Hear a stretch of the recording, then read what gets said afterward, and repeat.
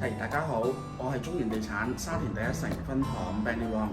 今日想同大家介紹一個第一城嘅42座高層嘅 A 單位，單位實用面積284尺，原則兩房間隔，做咗好企理嘅裝修。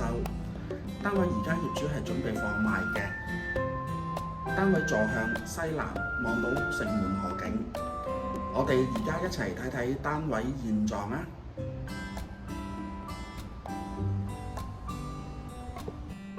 今次同大家介紹一個係第一城嘅42座高層 A 單位，單位實用面積284尺，原則兩房間隔，做咗企理嘅裝修。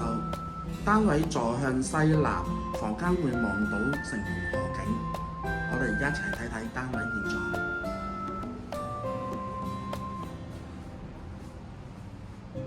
首先入嚟呢個位置就係大門口隔離有個電視櫃。飯台、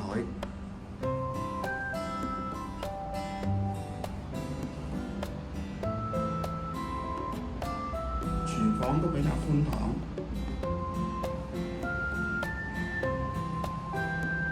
裝修保養得非常之好嘅，呢個係做咗有木地板，客廳位置。景觀由於係內街位置啦，比較清靜嘅。洗手間、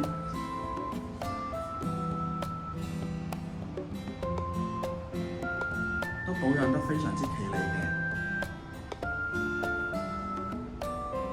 主人房位置有入牆嘅家私，做咗碌架床同衣櫃。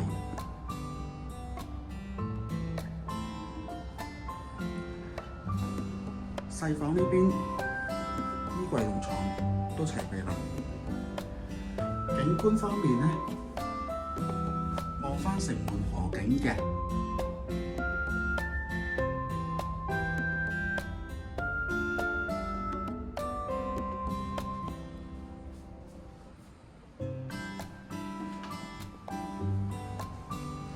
出返下飯廳睇睇。